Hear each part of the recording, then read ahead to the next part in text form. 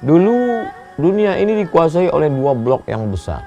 Yang pertama Roma. Makanya dalam Al-Quran ada satu surah Rom. Yang kedua Ghulibatur Rom. Bangsa Roma pernah dikalahkan. Siapa yang mengalahkan Roma? Itulah dia Faris, Persia. Blok barat Roma, blok timur Persia. Raja-raja Persia terkenal dengan ganas, kejam, dan ketika itu terjadilah sebuah eksiden. Seorang tukang masak menjatuhkan setetes makanan di atas meja tuan raja dengan istana kemegahan dan kemewahan. Pantang bagi raja melihat ada tetesan makanan yang jatuh.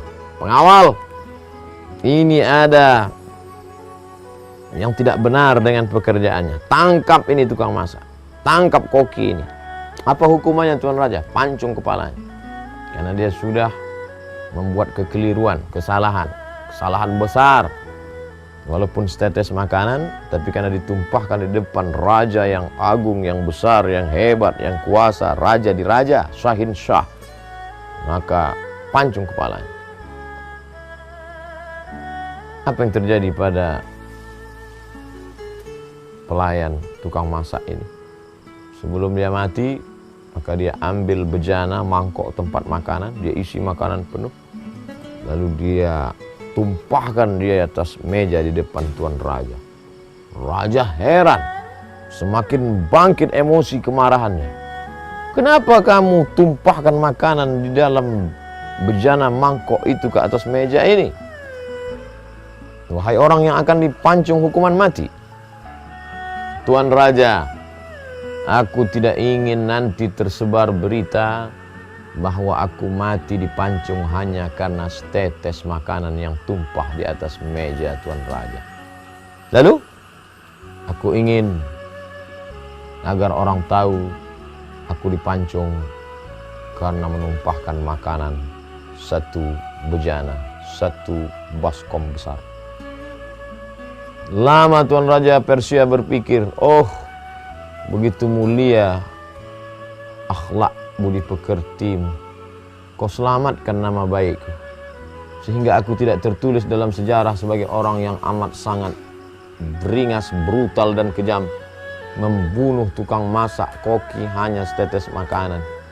Oleh sebab itu aku berikan engkau ampunan, dan wahai pengawal, lepaskan dia, berikan dia segala hadiah-hadiah, karena dia sudah menjaga nama baik tuan raja. Betapa akhlak sopan santun budi pekerti menyelamatkan diri, jiwa dan raga. Oleh sebab itu betul dalam sebuah ungkapan al-adab fauqal ilmi, tak ada gunanya ilmu S1, S2, S3, postdoktoral, profesor bila tidak berakhlak. Tapi seorang tukang masak yang tidak punya jabatan kuasa apa-apa, hanya mencincang daging-daging, sayur mayur, dihidangkan kepada tuan raja, dia sudah diselamatkan, bahkan dimuliakan, dikenang sepanjang zaman sejarah, dan bahkan dia dimuliakan di hadapan orang-orang yang hanya dianggap biasa-biasa saja. Betapa akhlak budi pekerti. Bahkan Nabi Muhammad SAW dipuji Allah dalam Al-Quran. Apa pujian Allah? A'udzubillahi minasyaitonirrajim. Wa innaka la'ala khuluqin azim. Engkau berada dalam akhlak budi pekerti yang agung dan mulia. Itu pula jawaban Sayyidatuna Aisyah radhiyallahu anha ketika ditanya, bagaimana akhlak budi pekerti Nabi Muhammad SAW? Kana khuluquhul Quran. Akhlaknya adalah Al-Quran. Oleh sebab itu, puncak daripada iman adalah akhlak. Puncak dari salat adalah akhlak. Bagaimana kita menghormati orang lain, bagaimana kita berlapang dada, bagaimana kita menjalin ukhuwah. Puncak daripada puasa adalah akhlak. Bagaimana berakhlak kepada Allah, senantiasa merasakan muraqabatullah, pengawasan Allah. Bagaimana merasakan lapar dan sakitnya fakir miskin. Bagaimana merasakan sakitnya orang-orang yang tidak punya ayah, anak-anak yatim. Puncak daripada haji juga adalah akhlak. Bagaimana orang merasakan sama di hadapan Allah. Tidak ada beda antara berkulit hitam dengan berkulit putih, antara orang kaya dengan rakyat jelata. semuanya sama-sama hamba Allah. Kullukum min Adam, semua kamu dari Nabi Adam, wa Adam min turab, dan Adam dari tanah akan kembali kepada tanah. Dan itulah puncak daripada penilaian Allah kepada seorang hamba. Yang akan dinilai adalah akhlak. Ketika ada orang yang